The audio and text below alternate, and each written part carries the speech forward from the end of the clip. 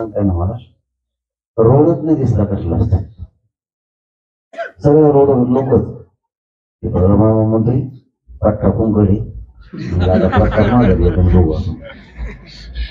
म्हणजे इतके लोक आणि अक्षरशः खरंच रोड नाही दिसला लोकांच्या अंदाजे पाठ बघायचं चालायचं ते जर वाकडा तिकडा झाला तर आपण सांगायचं रोडच्या खाली उतरण्यात येऊ आणि गाडी वर घ्यायची इतकी ताकद आहे पुण्यात तर इतकी दम छाडली की भयानक आपलीच लाईन आपलीच आणि त्यांची सोडून 64 किलोमीटर आपलीच लाईन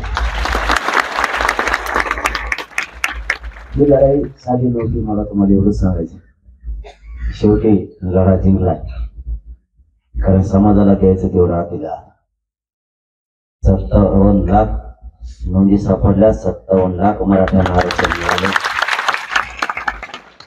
57 ला 5-5 जणांना जरी प्रमाणपत्र मिळालं 2.5 कोटी मराठा आजच आरक्षणात जातोय आणि त्यांच्या नोंदीने त्यांचा सगळ्यात मोठा मायापुढं टेन्शन होतं सगळ्यात मोठं त्यांच्यासाठी आता कायदा पारित म्हणजे त्यांचं टेन्शन नाही राहिलं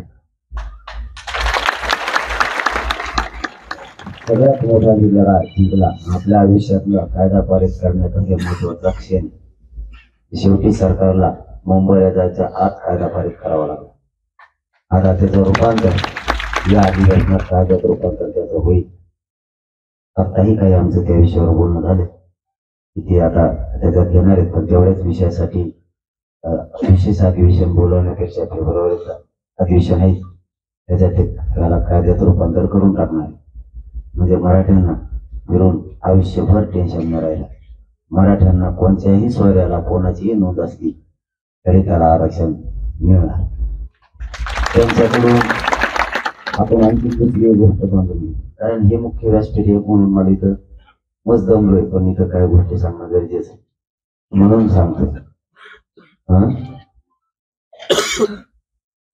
मराठवाड्यात नोंदी कमी सापडल्या तुम्हाला महत्वाचं आधी एक सांगतो या कायद्याविषयी किती गैरसमज झाले तो कायदा आणि याला कोणी चॅलेंज करू शकत हे तर मला मी त्याचे ठोकून सांगतो कारण ज्यावेळेस ते 11 वाजता आमच्याकडे घेऊन आले त्यावेळेस मुंबई हायकोर्टाचे सगळे ज्येष्ठ वकील बोलवले अभ्यासक बोलवले तज्ञ सुद्धा बोलवले आणि सगळ्यांनी 11 ते 3 वाजेपर्यंत एका शब्दाचा किसच पाडला इतके एका शब्दावर चढून पडले सगळे आणि एकूण सगळ्यांनी सांगितलं याला काहीच धोका आता ती आपले होते म्हणून पण आज ज्या बाईट झाल्या ते मतांतर त्याच्यावर झाले घटना तज्ञ म्हणते याची व्याख्याच इतकी भयानक आहे की याला काहीच होऊ शकत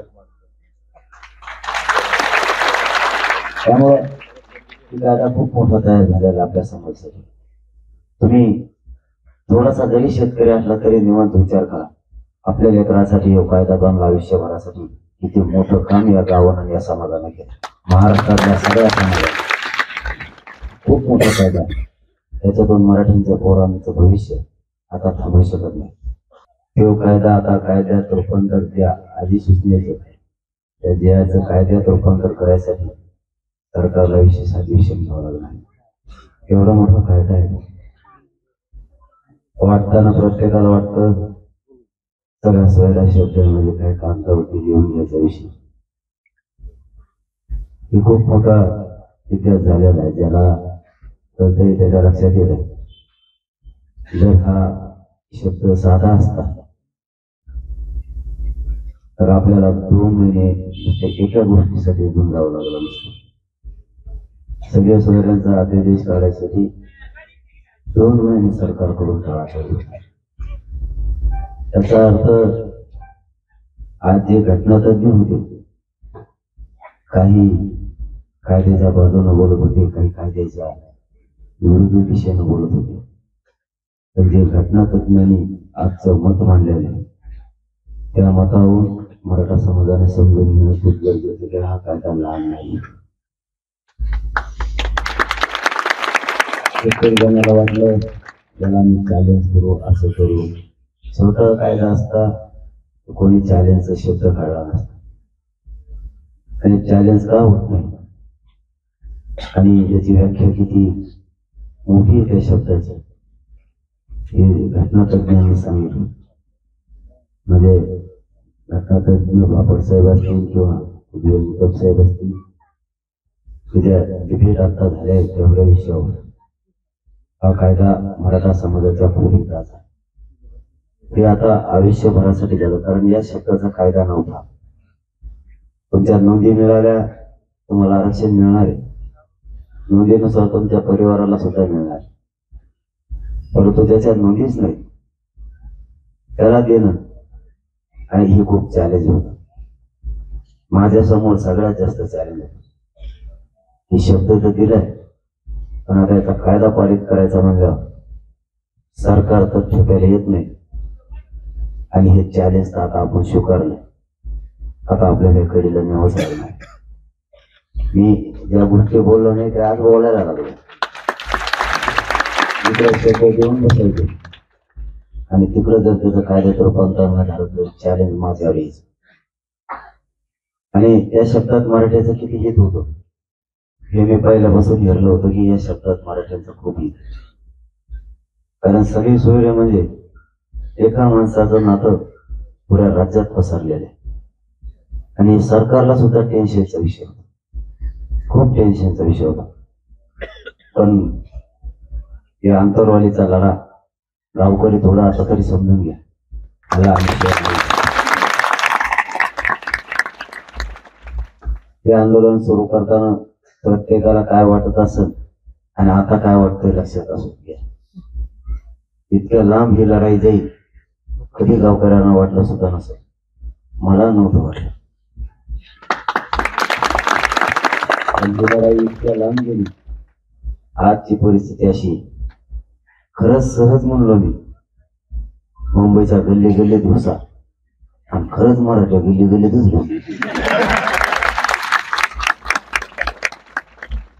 भयानक करून फोन यायची. ते म्हणायचे तुमचे लोक तिकडे गेले. मला तिथे का करू फक्त त्या गेट आहे गेटलाच गेलं ते इतकं काय दोन कार्यक्रम होता ते म्हणजे आम्हाला बघून द्या.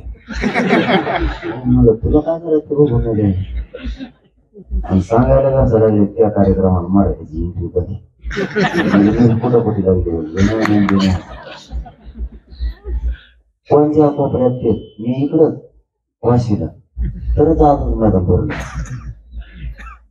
मला त्या दिवशी जे त्यांचे फोन आले प्रत्यक्ष घेतले. एबीपी माझा, उघडा डोळे बघा नीट.